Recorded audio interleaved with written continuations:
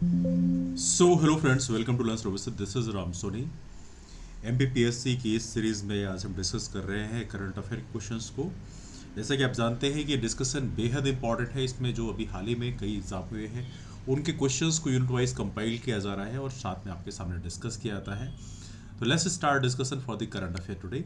देखिए, ये क्वेश्चन बेहद इंपॉर्टेंट है, क्योंकि इससे आपको दो चीज़ें पता चलती हैं। एक तो ट्रेंड क्या है, इस समय एमपीएससी किस तरह से क्वेश्चन पूछती है, और दूसरा यहाँ पर चूंकि हमने रिसेंट अपडेट्स भी किए हैं, जैसे कोई डेटा थोड़ा पुराना हो गया है तो जो रिसेंट डेवलपमेंट्स है उसको भी साथ में डिस्कस किया गया है। तो इसलिए डिस्कशन आपके लिए बेहद इंपॉर्टेंट होने वाला है।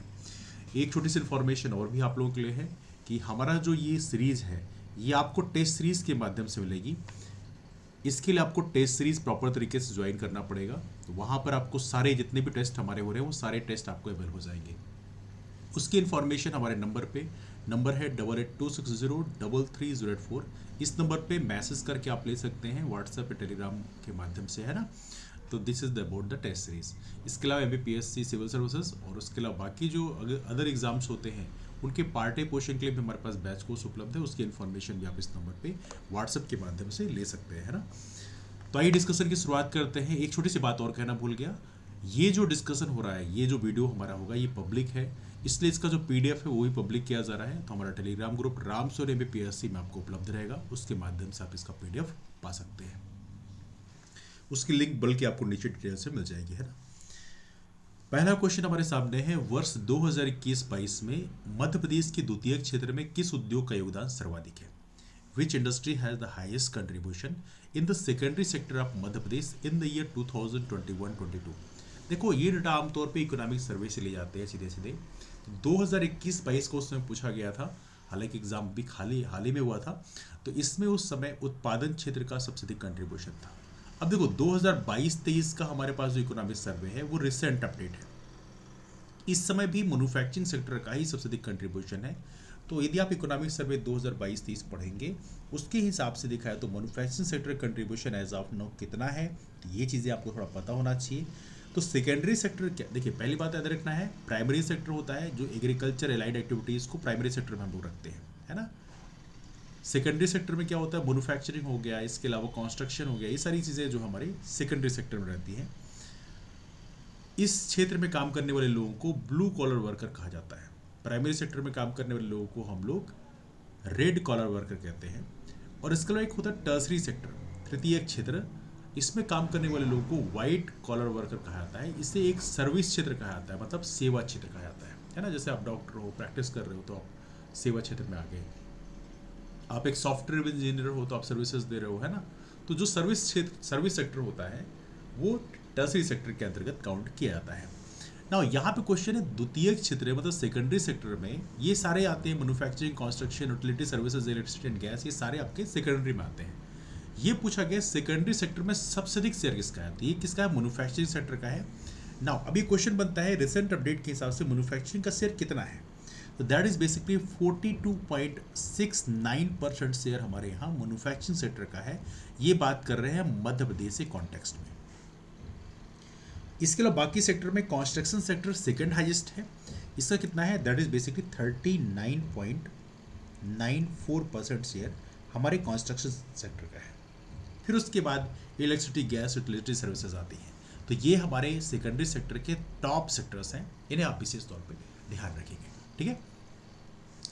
दूसरा क्वेश्चन है, मध्य प्रदेश के स्वयं के कर राजस्व में किस कर का योगदान सर्वाधिक है।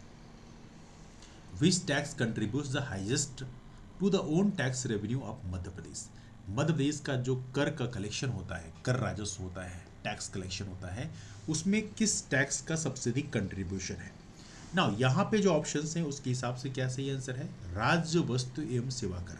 इसे बोलते हैं state goods and services tax. GST को तो आप जानते ही हो, स्टेट जीएसटी का सबसे अधिक शेयर, इसे बोलते हैं यस जीएसटी।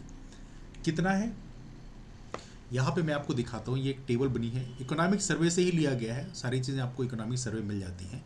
स्टेट जीएसटी का प्रेजेंट टाइम है 2021-22 का जो रिसेंट अपडेट है, 2022-23 का बल्कि हम देखते हैं इसमें कितना शेयर है। तो आप देखोगे जो बजट एस्टिमेट्स हैं उसके हिसाब से जो शेयर है स्टेट जीएसटी का वो कितना है, 25,000 का है।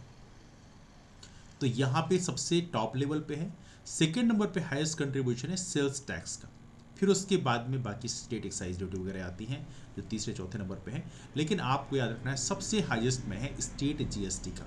ये बहुत ही इंपॉर्टेंट क्वेश्चन है, ऐसे क्वेश्चन आमतौर पे एग्जाम पूछाते हैं, तो ये आपको ध्यान रखना है, ठीक है।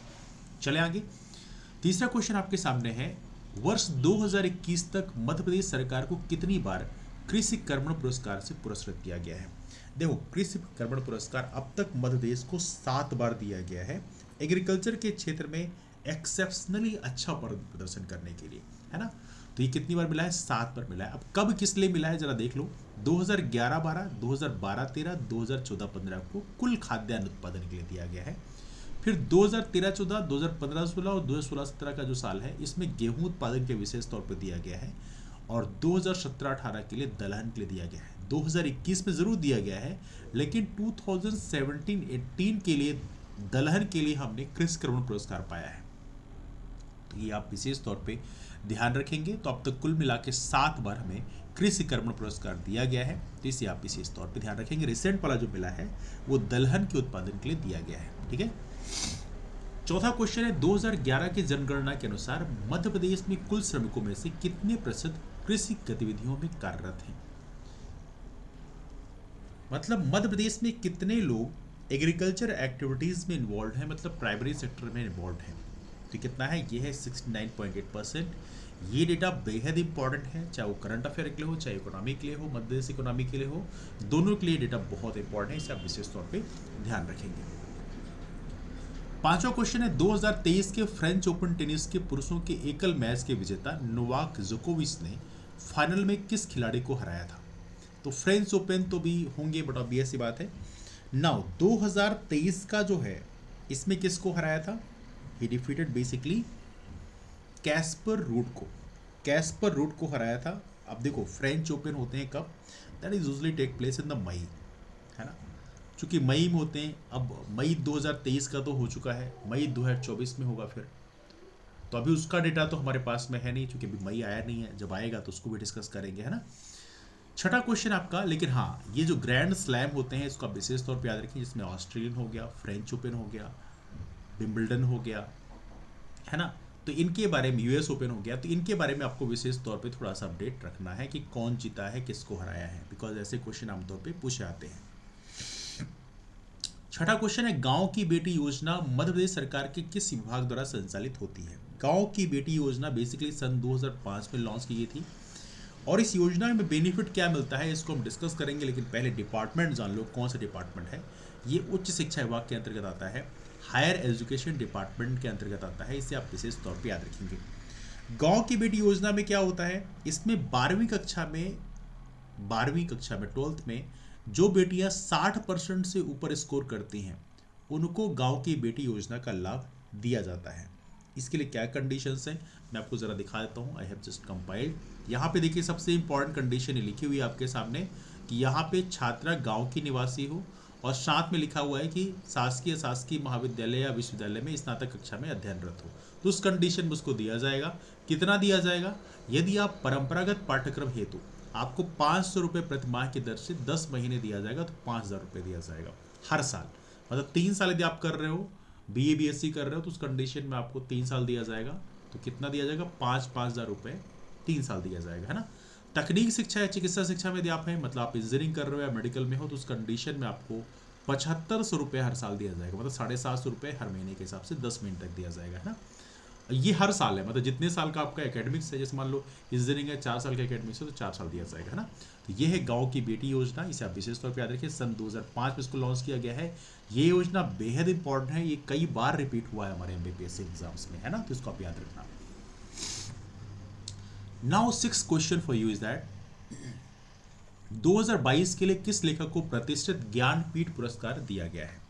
देखो, ये बात हो रही सन 2022 के लिए, तो 2022 के लिए दिया गया था किसको, that was given to Damodar Mauzo. Damodar Mauzo को दिया गया था। दैट वाज गिवन फॉर 2022, है ना।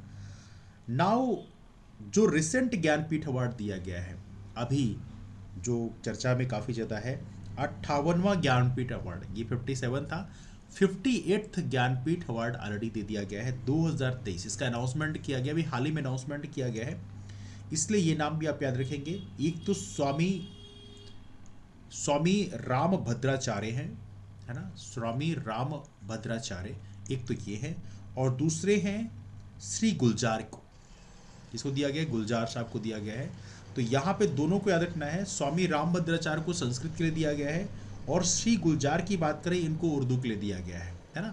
तो इन्हें बेसिकली ज्ञानपीठ पुरस्कार से सम्मानित किया गया है 2023 के लिए। तो इसे भी आप अपडेट रखेंगे, बल्कि मैंने यहाँ पे दिखाया भी है।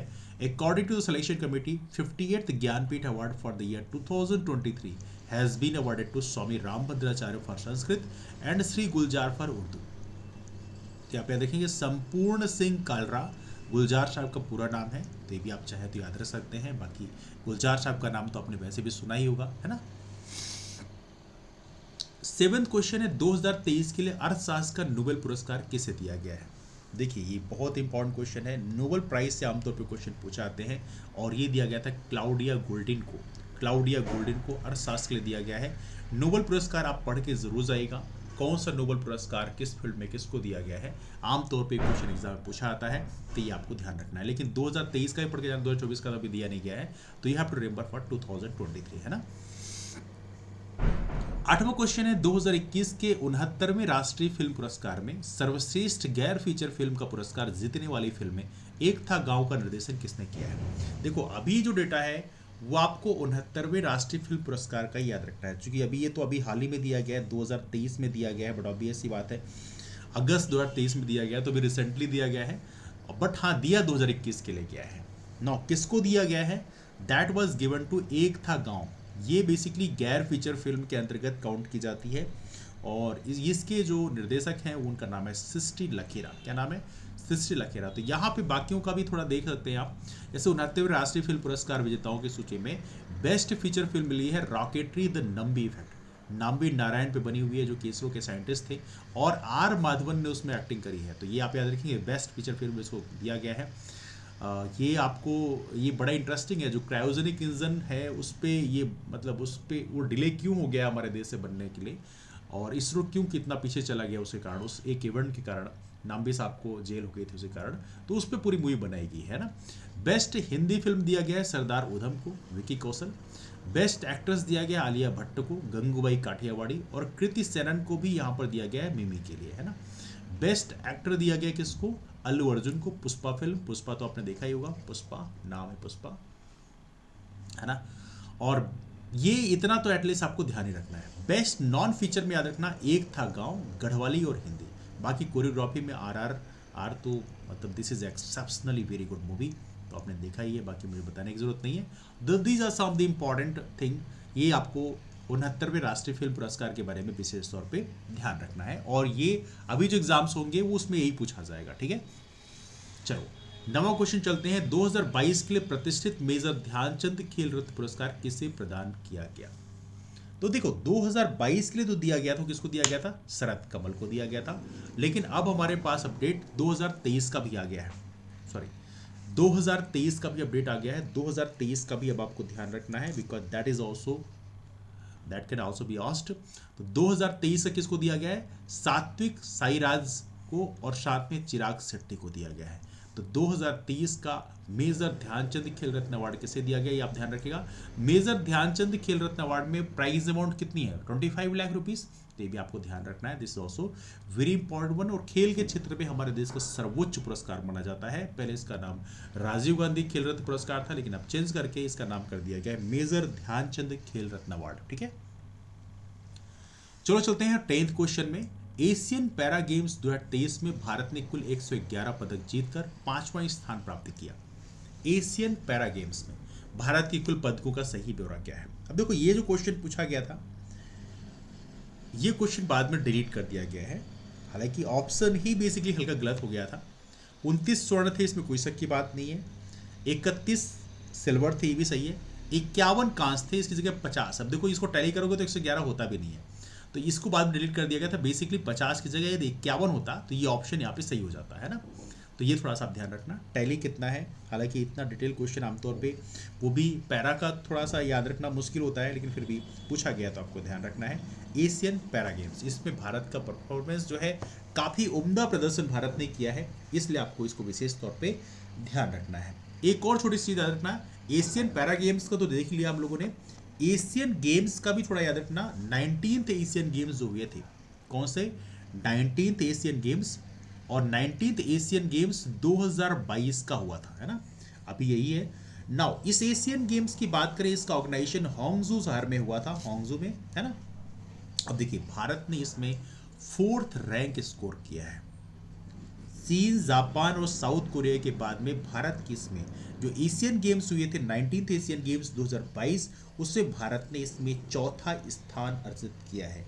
तो इसको आप विशेष तौर पे आप याद रखिएगा। इसमें भारत ने कुल 107 मेडल स्कोर किए हैं। कितने? 107, जिसमें 28 गोल्ड हैं, 38 इसमें सिल्वर हैं और 41 ब्रॉन्ज हैं। तो इसे भी आप विशेष तौर पे याद रखना। और 19th एशियन गेम्स 2022 के बारे में, जिससे भारत की रैंक 4th रैंक पे है, भारत को 107 मेडल मिले हैं। तो इसको भी आप विशेष तौर पे याद रखेंगे। This is a very very important, है ना, एशियन गेम्स के बारे में पूछा सकता है।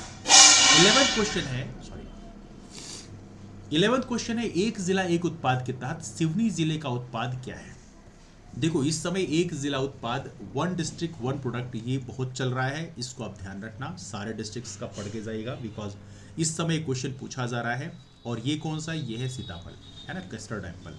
तो सिवनी जिले का है कस्टर्ड एप्पल। सिवनी जिला काफ़ी महत्वपूर्ण है। यहाँ पे देखा है तो यहाँ से वेदगंगा नदी का उद्गम भी होता है, मुंडारा गाँव से, है ना, पढ़ाई होगा आप लोगों ने। नाउ यहाँ पे थोड़ा सा हम लोग इसको रिकॉल कर लेते जल्दी से, कौन कौन से वन डिस्ट्रिक्ट वन प्रोडक्ट के उत्पाद हैं। हालांकि मैंने पहले भी डिस्कस किया था इसको, लेकिन let's recall that thing very fast. Sheopur जो है, जो कोनुपालपुर नेशनल पार्क जहाँ पे बना है, वो उसके लिए गुआवा के लिए फेमस है, अमरूद के लिए। मुरैना की बात करें, यहाँ पे मस्टर्ड, सरसों के लिए। भिंड भी मस्टर्ड के लिए है। ग्वालियर की बात करें, यहाँ पे सैंडस्टोन टाइल्स है, ठीक है। शिवपुरी की बात करें, यहाँ क्लॉथ जैकेट है। गुना की बात करें, कोरिएंडर सीड है। दतिया की बात करें, जैगरी मतलब गुड़ है। अशोकनगर की बात करें, चंदेरी है। छतरपुर की बात करें, वुडन फर्नीचर, लकड़ी के फर्नीचर हैं। टीकमगढ़ में जिंजर, है ना। सागर की बात करें, फॉर्म इक्विपमेंट है ना, फॉर्म इक्विपमेंट खेती के लिए। दमोह की बात करें, ग्राम चना है। पन्ना की बात करें, गूसबेरी मतलब आंवला है। निवाड़ी की बात करें, यहाँ जिंजर है। देवास की बात करें, बेम्बू मतलब बांस है। रतलाम की बात करें, रतलामी सेव, रतलामी नमकीन है, रतलामी सेव बड़ी फेमस है। शाजापुर की बात करें, ओनियन है, प्याज। अगर मालवा ऑरेंज संतरा। Mandsaur garlic. Neemuch coriander. Ujjain batik print, है ना, that's very important. Indore potato, Indore की आलू, ये पूछा भी गया बाद में एग्जाम्स में। धार का बाघ प्रिंट है। अलीराजपुर का महुआ है। झाबुआ का कड़कनाथ मुर्गा है, ये आप जानते हो। खरगोन का चिली है, मिर्ची। बड़वानी का जिंजर है। खंडवा का ओनियन है। बुरहानपुर का बनाना है। बुरहानपुर के केले बड़े इंपॉर्टेंट है, याद रखना। भोपाल की जरी जरदारी है, जूट प्रोडक्ट। सीहोर का क्या है? वुडन टॉयज, हैंडीक्राफ्ट है। रायसेन का बासमती चावल है। राजगढ़ का क्या है? राजगढ़ का ऑरेंज है, संतरे। विदिशा का फॉर्म इक्विपमेंट है। बैतूल का टीक वुड है। होशंगाबाद का टूरिज्म है। हरदा का बैम्बू है। जबलपुर का पी है। कटनी का कटनी स्टोन है। नरसिंहपुर का तुअर दाल है। छिंदवाड़ा का ऑरेंज है। सिवनी का कस्टर्ड एप्पल है। और बालाघाट का चिन्नौर चावल, जिसको अभी जीआई टैग भी दिया गया है। ठीक है, ये सारी चीज़ें आपको ध्यान रखना है as it is. This is the very very important one, ठीक है। चलो चलते हैं 12th क्वेश्चन में। 12th क्वेश्चन है, डॉक्टर भीमराव अंबेडकर मेधावी विद्यार्थी पुरस्कार योजना मध्य प्रदेश सरकार के किस विभाग द्वारा संचालित होती है? डॉक्टर भीमराव अंबेडकर मेधावी विद्यार्थी पुरस्कार योजना, ये लॉन्च करता है कौन? अनुसूचित जाति कल्याण विभाग, the scheduled caste and tribe welfare department, है ना। एशियन खेल 2023 में कांस्य पदक विजेता मध्य प्रदेश के ऐश्वर्य प्रताप सिंह तोमर का संबंध किस खेल से है? अब एशियन गेम्स वैसे 2022 में था, बट एनीवे 2022 का था। देखो 2022 का एशियन गेम्स था, लेकिन हुआ 2023 में था। कब हुआ था? सितंबर अक्टूबर 2023 में हुआ था ना, तो ये आपको ध्यान रखना है। लेकिन वो ऑर्गेनाइज 2022 के लिए किया गया था। नहीं, दैट्स फाइन। तो यहाँ पे हम क्या डिस्कस कर रहे हैं, इसमें ऐश्वर्य प्रताप सिंह तोमर के बारे में पूछा जा रहा है। And he is from shooting के जाने माने प्लेयर हैं। काफ़ी उम्दा परफॉर्मेंस रहा है ऐश्वर्य प्रताप सिंह तोमर का। यदि हम इनके बारे में बात करें तो ऐश्वर्य प्रताप सिंह तोमर को अर्जुन पुरस्कार से भी सम्मानित किया गया। अभी हाल ही में जो भी राष्ट्रीय खेल पुरस्कार दिए गए हैं 2023 के लिए, इसमें इन्हें अर्जुन पुरस्कार सम्मानित किया गया है। अर्जुन पुरस्कार में जो प्राइज अमाउंट कितनी होती है? That is basically 15 lakh, 15 lakh रुपए यहाँ पे प्राइज अमाउंट होती है। याद रखना, मध्य प्रदेश के 3 प्लेयर हैं जिनको अर्जुन पुरस्कार सम्मानित किया गया है। इसमें ऐश्वर्य प्रताप सिंह तोमर है, इसके बाद एक है सुशीला चानू, क्या नाम है, सुशीला चानू, ये बेसिकली हॉकी से हैं और वैसे इनका मध्य प्रदेश की जो हॉकी एकेडमी है उसमें इन्होंने उसकी प्लेयर थी। और एक नाम है प्राची यादव, प्राची यादव का नाम भी याद रखिएगा, प्राची यादव का नाम भी इंपॉर्टेंट है, ये ग्वालियर से है, पैरा कैनोइंग के लिए है ना। तो ये अर्जुन अवार्ड इनको दिया गया है। लेकिन विशेष तौर पे ऐश्वर्य प्रताप सिंह तोमर शूटिंग के जाने माने प्लेयर हैं और इनका ना सिर्फ परफॉर्मेंस एशियन गेम्स में काफ़ी अच्छा है, उसके अलावा भी टोक्यो ओलंपिक 2020 में शूटिंग की 50 मीटर राइफल 3 पोजीशन खेल में उन्होंने हिस्सा भी लिया था। तो ये भी आपको विशेष तौर पे ध्यान रखना है। इनको पहले भी एकलव्य पुरस्कार से 2019 में सम्मानित किया गया था, है ना। चलो 14 क्वेश्चन में चलते हैं। एक जिला एक उत्पाद के तहत मध्य प्रदेश में इंदौर जिले का उत्पाद क्या है। अभी थोड़ी देर पहले डिस्कस किया आप लोगों से, यह है आलू। तो मध्य प्रदेश में इंदौर जिले का जो उत्पाद है वो क्या है, दैट इज बेसिकली आलू। तो इसको भी आप विशेष तौर पे ध्यान रखेंगे। This is also very very important for you. ये कौन से नंबर क्वेश्चन है, 14 क्वेश्चन हो गया ना। अगला क्वेश्चन आपके सामने, निम्नलिखित में से कौन वर्ष 2023 में भारतीय गणतंत्र दिवस के अवसर पर मुख्य अतिथि के रूप में सम्मिलित हुए। देखिए ये बहुत ही महत्वपूर्ण क्वेश्चन है और 2023 के लिए पूछा गया है। देखो 2023 का भी याद रखना है, फिर आपको 2024 का भी याद रखना है ना, क्योंकि 2024 का ऑलरेडी हो चुका है। तो ये नाम है अब्दुल फतेह अल सीसी। अब्दुल फतेह अल सीसी जो है 2023 के लिए भारतीय गणतंत्र दिवस में मुख्य अतिथि के रूप में उपस्थित हुए। अब्दुल फतेह अल सीसी कहाँ के प्रेसिडेंट थे, इजिप्ट के, ही वॉज फ्रॉम इजिप्ट। तो ये भी आप याद रखना। 2024 के लिए हमने किसको इन्वाइट किया था, कौन आए थे हमारे यहाँ, ये थे इमैनुअल मैक्रॉन। इमैनुअल मैक्रॉन हमारे यहाँ 2024 के लिए हमारे चीफ गेस्ट थे। तो ये भी आपको विशेष तौर पर याद रखना, गणतंत्र दिवस के लिए हम लोग बुलाते हैं। तो ये है 15th क्वेश्चन। आइए चलते हैं 16th क्वेश्चन में। P75 प्रोजेक्ट जो है, इसके तहत निर्मित कलवारी श्रेणी की किस पनडुब्बी को जनवरी 2023 में भारतीय नौसेना में सम्मिलित किया गया। Which Kalwari class submarine built under the P75 project was inducted into Indian Navy in January 2023। बहुत ही इंपॉर्टेंट क्वेश्चन है, कलवारी क्लास सबमरीन की बात की जा रही है यहाँ पे। और P75 काफ़ी महत्वपूर्ण प्रोजेक्ट भी है हमारे डिफेंस के लिए, and that is basically INS वजीर। वजीर बोलते हैं, वैसे वागीर इसका वैसे प्रोनाउंसिएशन है। 17th क्वेश्चन है, 36वें राष्ट्रीय खेलों का आयोजन किस राज्य में संपन्न हुआ। अब देखो नेशनल गेम से क्वेश्चन खूब पूछा गया है, विकेट से भरपूर क्वेश्चन पूछा गया है। और इसका आयोजन 36 राष्ट्रीय खेलों का आयोजन कहाँ हुआ है, दैट टुक प्लेस इन गुजरात, गुजरात में हुआ है 36वें राष्ट्रीय खेलों का आयोजन, है ना।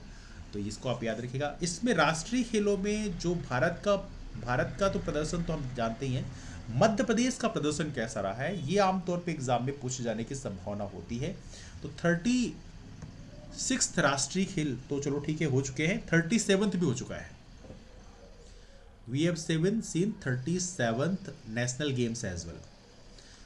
37वें राष्ट्रीय खेल जो है ये कहाँ पे हुए थे, that took place in Goa. 37वां राष्ट्रीय खेल कहाँ हुआ है, गोवा में हुआ है। और इस राष्ट्रीय खेल में मध्य प्रदेश को चौथा रैंक मिला है। मध्य प्रदेश की कॉन्टेक्स्ट में बात करें तो मध्य प्रदेश की 4th रैंक रही है।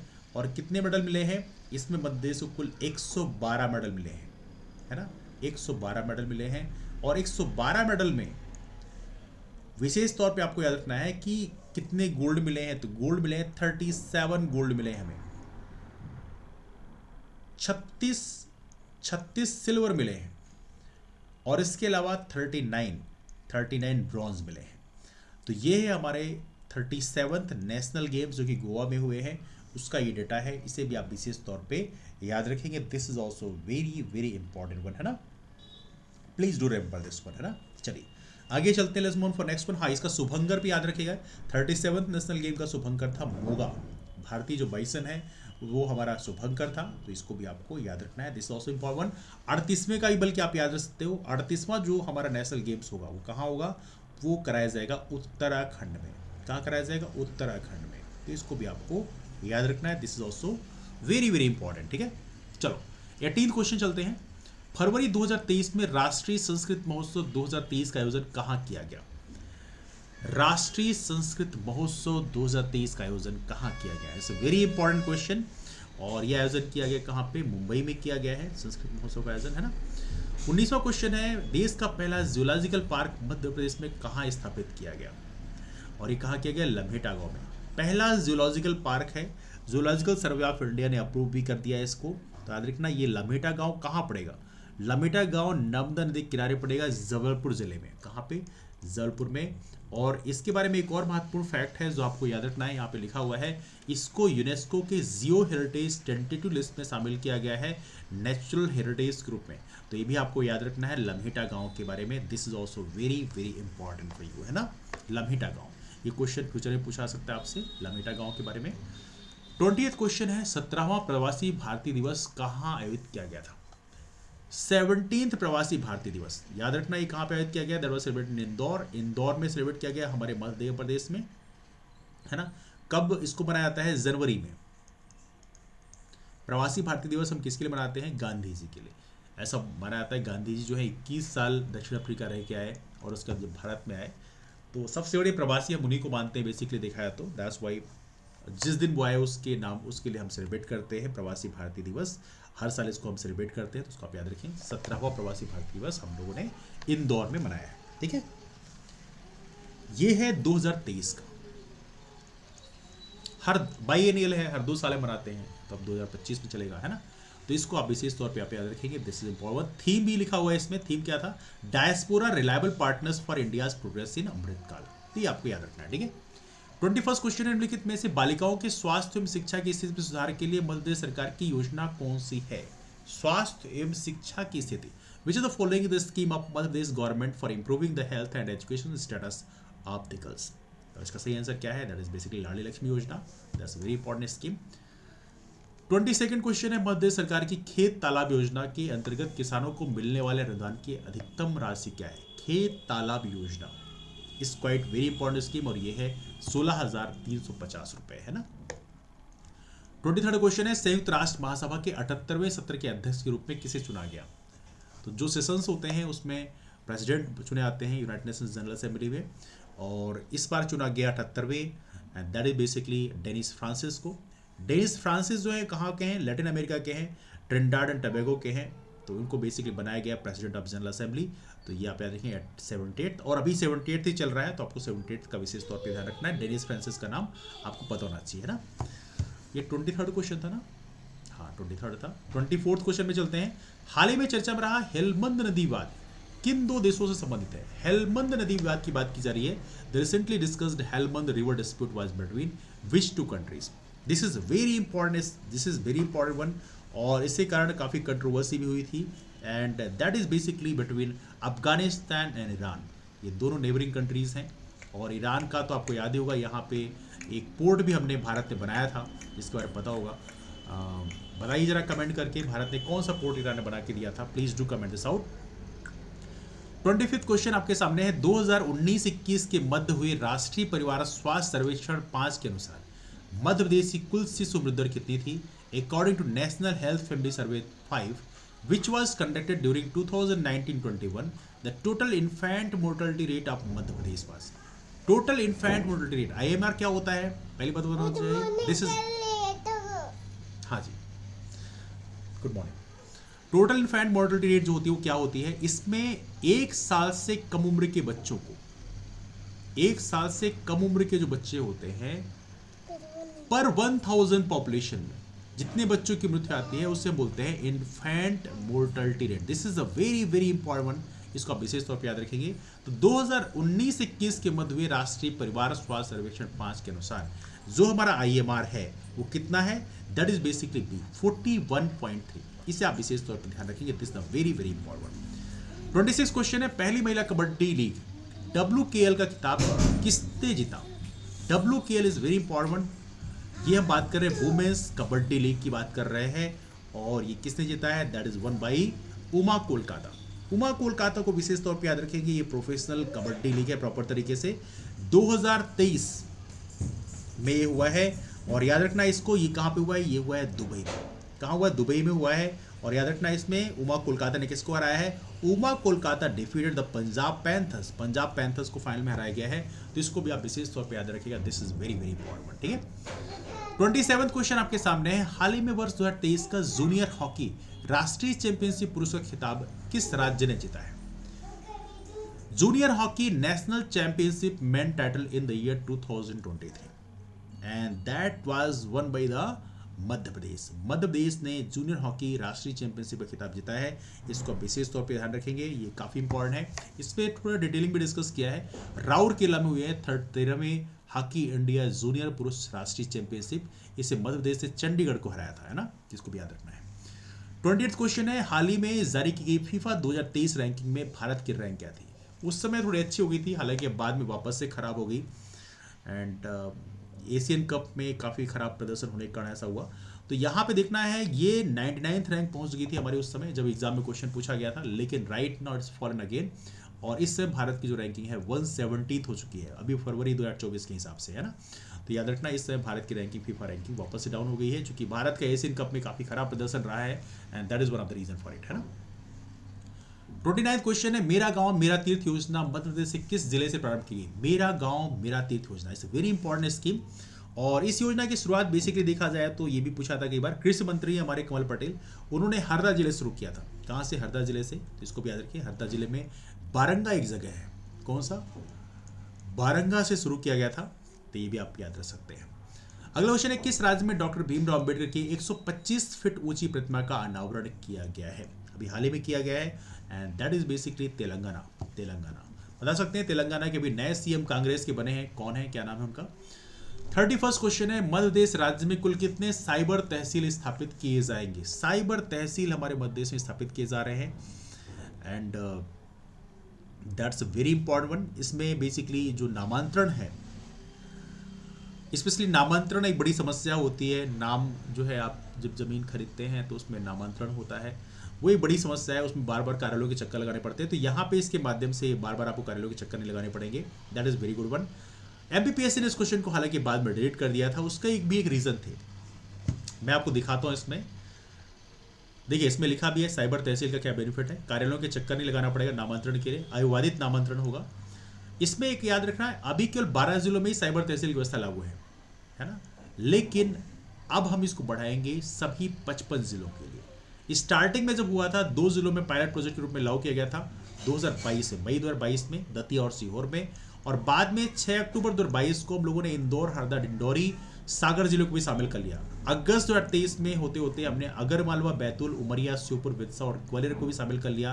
तो कुल मिला के कितने जिले हो गए? कुल मिला के हमारे पास 12 जिले हो गए, और बाद में 1.5 साल में साइबर तहसील से 12 थी, लेकिन अभी ये अनाउंसमेंट किया गया कि बाकी जो 43 जिले और बचे हुए हैं, कुल 55 जिले मध्य प्रदेश में बन चुके हैं, 3 नए जिले बने।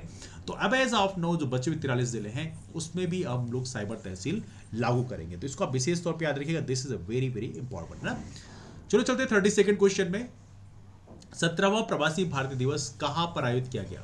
अब देखो, ये क्वेश्चन बेसिकली देखा है तो 2 बार पूछ लिया गया है ना, that's a very important one, है ना। तो ये है इंदौर में 17वां प्रवासी भारतीय दिवस हमने ऑर्गेनाइज किया गया 8 से 10 जनवरी के बीच में, है ना। तो इसको आप याद रखिएगा, that's a very important one.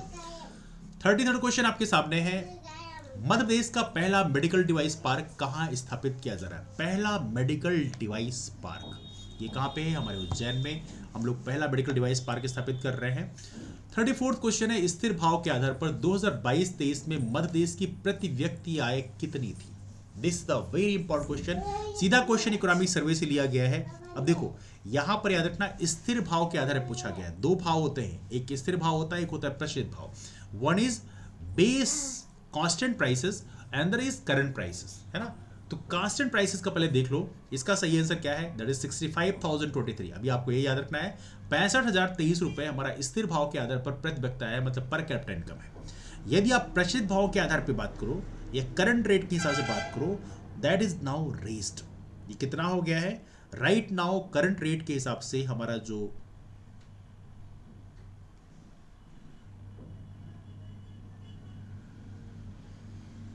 Just 1 second,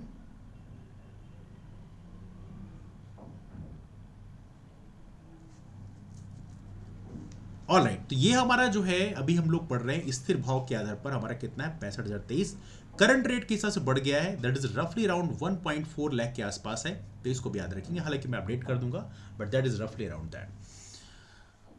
35वां question है, सितंबर 2020 में मध्य प्रदेश में शिशु मृत्यु दर क्या थी? देखो ये क्वेश्चन बहुत इंपॉर्टेंट है। देखो शिशु मृत्यु दर की जो अपडेट है वो 2020 में करी गई है, सितंबर 2020 में, लेकिन अभी हम लोगों ने नेशनल फैमिली हेल्थ सर्वे का भी पढ़ा है, उसमें 41.3 बताया गया है। कितना? 41.3। लेकिन 2020 की यदि हम बात करेंगे, 2019-2021 के कॉलम के लिए बताया गया है कि 41.3 थी नेशनल फैमिली हेल्थ सर्वे का, लेकिन सितंबर 2020 में कितना था? That was 43। कितना? 43। इनमें से कोई भी ऑप्शन मैच नहीं कर रहा है, दैट्स व्हाई इस क्वेश्चन को बाद में डिलीट कर दिया गया है। तो यहाँ पे आपको याद रखना है कि दिस इज बेसिकली 43 आंसर, और इसमें कोई भी ऑप्शन मैच नहीं कर रहा है, इसलिए 43 के कारण डिलीट कर दिया गया। इस पर थोड़ा अपडेट कर लीजिए आप। इन्फेंट मोर्टेलिटी रेट क्या होता है बताया पहले आप लोगों से कि प्रति 1000 जीवित बच्चों में 1 साल से कम उम्र के जितने बच्चों की मृत्यु आती है उसे बोलते हैं इन्फेंट मोर्टेलिटी रेट। 2019 में 46 था मध्य प्रदेश का, और 2020 में घट के हो गया है 43। एक तो ये आपको याद रखना है इन्फेंट मोर्टेलिटी रेट के बारे में। Look at this one now. एक और टर्म होता है मैटरनल मोर्टेलिटी रेट, MMR, इसे बोलते हैं मैटरनल मोर्टेलिटी रेशियो। ये होता है प्रति 1000 माताओं में, सॉरी प्रति 1000 नहीं, प्रति 1 लाख माताओं में प्रसव के उपरांत जितनी माताओं की मृत्यु आती है उन्हें बोलते हैं maternal mortality ratio, MMR। Bharat का डेटा जो है वो डेटा शो कर रहा है 2016-18 के गैप के लिए, 2016-18 पीरियड के लिए वो कितना है? 113। अभी रिसेंट अपडेट है ये, चूंकि फरवरी 2021 का डेटा है, ये PIB का है, गवर्नमेंट की वेबसाइट है। मध्य प्रदेश का है 173, 173 है, और याद रखना भारत में सबसे कम केरला का है, 43 है। केरला एक्सेप्शनल काफी अच्छा प्रदर्शन करता रहा है, तो ये आपको MMR और IMR दोनों का डेटा आपको विशेष तौर पे ध्यान रखना है। These are very important for you, है ना। चलिए आगे चलते हैं, 36 क्वेश्चन में चलते हैं। मध्य प्रदेश निम्नलिखित किस शहर को स्वच्छ भारत मिशन के तहत भारत सरकार से 5 सितारा रेटिंग प्राप्त हुई है? अब देखो 5 सितारा रेटिंग की बात करें तो 2 को कवर किया गया है, A और C। इंदौर को भी टिक किया गया, भोपाल को भी किया गया है, स्वच्छ भारत मिशन वो जो था। लेकिन अभी जो स्वच्छ सर्वेक्षण पुरस्कार 2023 की मिले हैं उसमें अपडेट हो चुका है। स्वच्छ सर्वेक्षण पुरस्कार 2023 में आप देखोगे ministry of housing and urban affair के द्वारा जिसको जारी किया जाता है, पहली रैंक इंदौर और सूरत को इसमें लगी है कंबाइंड फॉर्म में, सेकंड किसी की नहीं लगी, थर्ड रैंक में आया नवी मुंबई। अब यहाँ पे आपको ध्यान रखना है कि गार्बेज फ्री सिटी की बात करें तो गार्बेज फ्री सिटीज के लिए हम लोग स्टार जारी करते हैं, इसमें इस बार इंदौर को 7 स्टार मिला है, भोपाल को मिला है 5 स्टार, है ना। भोपाल को 5वां स्थान ही प्राप्त हुआ है, और इंदौर को 7 स्टार मिला है, भोपाल को 5 स्टार मिला है। फास्ट मूविंग सिटी में पहला रैंक लगा है नौरोजाबाद का जो कि उमरिया में है, और सेकंड रैंक लगा अमरकंटक जो कि अनूपपुर में है। तो इसको भी आप विशेष तौर पर याद रखिएगा। स्वच्छ सर्वेक्षण पुरस्कार 2023 बिल्कुल रिसेंट ताजा है, तो इसके बारे में आपको जानकारी होनी चाहिए, ये क्वेश्चन भी एग्जाम में पूछा सकता है। 37वां क्वेश्चन है, मध्य प्रदेश के मुख्यमंत्री द्वारा लाडली बहना योजना को कहां से शुरू किया गया था? लाडली बहना योजना जिसमें आपको याद होगा 1000 रुपए हम लोग स्टार्ट कर रहे थे, हालांकि हमारे मुख्यमंत्री का काफी एम्बिशियस प्लान था कि हम लोग इसको 3000 रुपए तक लेके जाएंगे। अभी फिलहाल 1250 रुपए चल रहा है। तो लाडली बहना योजना जो हमने शुरू किया था, कहां शुरू किया था? डबल स्टार्टर फ्रॉम भोपाल शुरू किया था। इसके बारे में डिटेलिंग भी थोड़ा दिया गया आपको। मध्य प्रदेश में लाडली बहना योजना की शुरुआत मार्च 2023 में हुई थी, और देखा जाए तो जून के महीने से इस योजना की पात्र महिलाओं खाते में 1000 रुपए आने लगे थे। शिवराज सिंह चौहान जी ने अक्टूबर से इसकी राशि बढ़ाकर 1250 रुपए कर दिया था। तो प्रेजेंट टाइम में कितनी? 1250 रुपए है। क्वालिफिकेशन क्या है? 21 से 60 साल आपकी उम्र होनी चाहिए। दूसरा, आर्थिक रूप से जो कमजोर हैं उनको मिलेगा। 5 एकड़ से कम जमीन आपके पास होनी चाहिए। अब देखिए 5 एकड़ कितना होता है? 5 एकड़ होता है। 1 हेक्टेयर में 10 रफली 2 पॉइंट सम एकड़ देयर, लगभग 2.5 एकड़ के आसपास होता है ना। एनीवे एकड़ ही आप समझिए, एकड़ तो आप जानते हैं, 1 एकड़ में 100 डिसमिल होते हैं ना। जिन महिलाओं की सालाना 2.5 लाख रुपए या उससे कम है उन्हीं वही इसमें पात्र होंगी, तो ये भी आपको याद रखना है लाडली बहना योजना के बारे में, है ना। चलिए 38 क्वेश्चन में चलते हैं। किस लेखक को साहित्य अकेडमी ने हिंदी साहित्य के युवा पुरस्कार 2023 सम्मानित किया? Which author has been awarded by the Sahitya Akademi with the young author award 2023 for Hindi literature? और ये कौन है? ये है अतुल कुमार राय। अतुल कुमार राय को साहित्य अकेडमी वो पुरस्कार दिया गया है। याद रखिए हर एक लैंग्वेज के लिए दिया जाता है। हमारे यहाँ 22 क्लासिकल लैंग्वेज हैं, तो is given for all language. अब यहाँ पे आपको याद रखना है शेड्यूल्ड लैंग्वेज, सॉरी, यहाँ पे आपको एक चीज याद रखना है कि अतुल कुमार राय साहब को जो दिया गया था वो किसके लिए दिया गया था, कौन से उपन्यास के लिए? उसका नाम है चांदपुर की चंदा।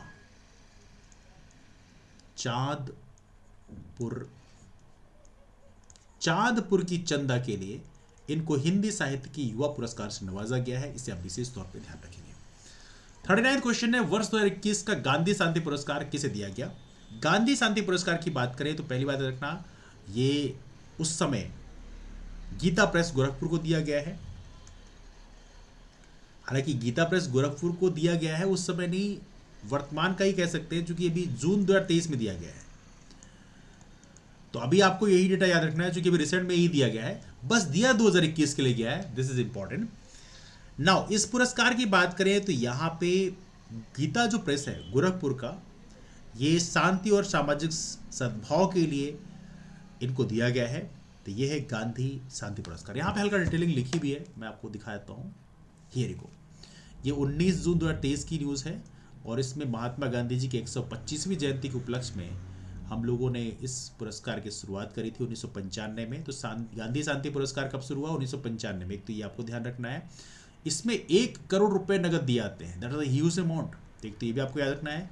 साथ में गांधी शांति पुरस्कार इस पर दिया गया गीता प्रेस गोरखपुर को 2021 के लिए, लेकिन दिया कब गया है? 2023 में, है ना। तो ये भी आपको याद रखना है। इसी घोषणा जो कल्चर मिनिस्ट्री है उसके द्वारा किया जाता है, ठीक है। 40th क्वेश्चन में चलते हैं। सिकल सेल एनीमिया मिशन 2047 का शुभारंभ किस राज्य से किया गया है? Sickle cell anaemia mission 2047 has been started from which state? देखिए काफी इंपॉर्टेंट है, इसकी शुरुआत करी गई है मध्य प्रदेश से। सिकल सेल एनीमिया का जिक्र जो है हमारे स्पेशली यूनियन बजट में भी डिस्कस किया गया था। एक क्वेश्चन पूछा गया था, सिकल सेल एनीमिया हुआ क्या है, होता क्या है? अभी मेडिकल ऑफिसर्स के इंटरव्यू हुए थे, उससे पूछा भी गया था सिकल सेल एनीमिया क्या होती है। देखिए सिकल सेल एनीमिया में जो आपके आरबीसीज होते हैं उनका जो शेप है वो सिकल के फॉर्म में आता है। सिकल क्या होता है? सिकल होता है हंसिया, है ना। तो जब हंसिया के फॉर्म में आता है तो क्या दिक्कत होती है? वो जो ब्लड फ्लो होता है उसमें दिक्कत जाती है, क्लॉट हो जाता है। मतलब क्लॉट क्या मतलब? क्लॉट नहीं बल्कि क्लॉग हो जाता है, मतलब रुक जाता है ना, चोक हो जाता है। तो सिकल सेल एनीमिया के कारण ब्लड फ्लो में दिक्कत जाती है। तो ये आप याद रखिएगा। सिकल सेल एनीमिया मिशन 2047 की शुरुआत मध्य प्रदेश से शुरू की गई है और 2047 तक हम इसको एलिमिनेट करना चाहते हैं, है ना। 41st क्वेश्चन है, गांव की बेटी योजना किस राज्य से जुड़ी हुई है? अब देखिए गांव की बेटी योजना फिर आ गया। हमने कहा था ये क्वेश्चन कई दफा पूछा गया है एमपीपीएससी के द्वारा, और ये है गांव की बेटी योजना। सन 2005 में शुरू किया गया था और 2005 से हमने क्यों किसके लिए शुरू किया है? 12वीं कक्षा जो लड़कियां पास होंगी जिनके कम से कम 60% आए होंगे, ये जब कॉलेज में एडमिशन लेंगे तो उनको गांव की बेटी योजना का लाभ मिलेगा। इन केस आपने आर्ट साइंस कॉलेज में एडमिशन लिया है तो आपको 5,000 रुपये दिया जाएगा हर साल, 500 रुपये प्रति माह, 10 माह तक। अब एकेडमिक्स जब तक रहेगी, जैसे 3 साल की एकेडमिक्स है तो हर साल 5,000 रुपये दिए जाएंगे। और यदि आपने टेक्निकल एजुकेशन में लिया है, मेडिकल एजुकेशन में, तो वहाँ पे आपको 750 रुपये पर महीने, 10 महीने के हिसाब से 7,500 रुपये आपको दिया जाएगा हर साल। जैसे मान लो इंजीनियरिंग में किया है तो 4 साल तक आपको हर साल 7,500 रुपये दिए जाएंगे। तो यह है गाँव की बेटी योजना, इसको आप विशेष तौर पर ध्यान रखिएगा, ठीक है। 42nd क्वेश्चन है, कोनो राष्ट्रीय पार्क में लाए गए चीता किस देश से लाए गए? कोनो पालपुर नेशनल पार्क हमारे मध्य प्रदेश का रिसेंट नेशनल पार्क है, आप जानते ही हैं। कहां पर है? यह है श्योपुर में। और यहां पर जो हम चीते लाए वो कहां से लाए हैं? That was taken from Namibia. तो नामीबिया से हम चीते लेके आए हैं, इसे भी आप याद रखिएगा। 43rd क्वेश्चन है, विश्व बैंक के नवनिर्वाचित अध्यक्ष कौन है? विश्व बैंक के नवनिर्वाचित अध्यक्ष हैं, इनका नाम है अजय बंगा। अजय बंगा साहब वैसे भारतीय मूल के हैं, पहले भारत के सिटीजन थे। सिटीजन ही नहीं बल्कि भारत से पूरी स्टडी करी है। इनका जन्म वैसे पुणे में हुआ है, he was born in Pune, Ajay Banga साहब। और बाद में इन्होंने सेंट स्टीफेंस कॉलेज जो दिल्ली का है वहाँ से बीए भी किया है। उसके बाद सबसे प्रेस्टिजियस इंस्टीट्यूट जो हमारे भारत का है IIM अहमदाबाद, यहाँ से इन्होंने किया है मास्टर्स, MBA किया है। और उसके बाद में ही कुछ साल इंडिया में रहे हैं, फिर अमेरिका में चले गए। तो अमेरिका की नागरिकता एज ऑफ 2007 से अमेरिका के सिटीजन है। तो ये भी आपको अजय बंगा साहब के बारे में रखना है। इनका मूल कहाँ का है? भारत का है। He was born and brought up in India itself. तो ये है अजय बंगा साहब, इनको आप विशेष तौर पर याद रखें। This is a very very important name, Ajay Banga, है ना। 44 क्वेश्चन है, हाल ही में शुद्ध किए गए डाक कर्मयोगी पोर्टल का क्या उद्देश्य है? डाक कर्मयोगी पोर्टल, डाक, तो क्या उद्देश्य है? कर्मचारियों का प्रशिक्षण, ट्रेनिंग ऑफ एम्प्लॉइज, तो इसका उद्देश्य है ना, डाक कर्मयोगी portal.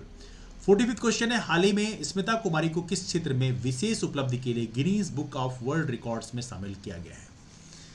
Guinness book of world records में आमतौर पर यदि कोई बड़ा रिकॉर्ड आप बनाते हो तो आपको, मतलब जो अभी तक किसी ने किसी के नाम नहीं है, तो फिर आपको गिनीज बुक में आपको हिस्सा मिलता है। 2023 की बात है, जून 2023 की बात है, स्मिता कुमारी जो कि बेसिकली बिहार की हैं, कहाँ की हैं? She was basically from Bihar, Bihar में भी कहाँ की? नालंदा की, है ना। नालंदा तो वैसे ही Nalanda is very famous one, काफ़ी इंपॉर्टेंट एजुकेशन सेंटर था। तो इन्होंने 3 घंटे 10 मिनट 12 सेकेंड का रिकॉर्ड बनाया है, सेम पोस्चर, योगा के सेम पोस्चर में बैठने के लिए, योगा के सेम पोस्चर में खड़े रहने के लिए। तो इसके लिए इनको दिया गया है, she was given Guinness book of world record. तो याद रखिएगा, स्मिता कहाँ की है? सी इज फ्रॉम बिहार, तो ये भी आपको याद रखना है। और इनका एसोसिएशन बेसिकली अंबानी कंपनी से है, अंबानी नहीं बल्कि अडानी ग्रुप से है। अडानी ग्रुप का हेल्थ केयर डिपार्टमेंट से इनका संबंध है, तो ये भी आप याद रखिए। वहाँ पे योगा इंस्ट्रक्टर के रूप में काम करती हैं गुजरात में, है ना। एनीवे, तो ये है स्मिता कुमारी, काफ़ी महत्वपूर्ण नाम है, याद रखिएगा। 46 क्वेश्चन आपके सामने है, अंतर्राष्ट्रीय मुद्रा कोष इंटरनेशनल मॉनेटरी फंड के वर्तमान प्रबंध निदेशक कौन है? कौन है? सीज क्रिस्टलिना जियोर्जीवा, ये नाम याद रखिए, क्रिस्टलिना, इनका नाम काफ़ी इंपॉर्टेंट है, प्लीज डू रिमेंबर। 47 क्वेश्चन आपके सामने, भारत के 22वें विधि आयोग की अवधि होगी। लॉ कमीशन की बात की जा रही है। देखिए, लॉ कमीशन जो है कैसी बॉडी है? आप जरा कमेंट बताइए, लॉ कमीशन एक कॉन्स्टिट्यूशनल बॉडी है या स्टैट्यूटरी बॉडी है या non constitutional and non statutory body है? Please do comment this out. इसकी अवधि है 3 साल। तो 22वां विधि आयोग जो होगा, इसकी जो टाइम ड्यूरेशन रहेगा वो कितना होगा? 3 साल का होगा। इसे आप विशेष तौर पर याद रखिएगा, यहाँ पे डिस्कस भी किया गया। यहाँ पे 22nd law commission of India 2023 में इसका टेन्योर कंप्लीट होगा, 3 साल कंप्लीट करके, है ना। कुल 277 रिपोर्ट इन्होंने सबमिट करी है। 48 क्वेश्चन आपके सामने है, विश्व आर्थिक परिषद, इसे बोलते हैं वर्ल्ड इकोनॉमिक फोरम 2023 की वार्षिक बैठक कहाँ आयोजित की गई थी? वर्ल्ड इकोनॉमिक फोरम की वार्षिक बैठक कहाँ आयोजित की गई थी? That was conducted at Davos. कहाँ पे? दावोस में। हालांकि 2023 का जरूर था, लेकिन हुआ 2024 में था, जनवरी 2024 में ऑर्गेनाइज हुआ था। कहाँ पे? That took place in the Davos. Davos कहाँ पे है? That is in Switzerland,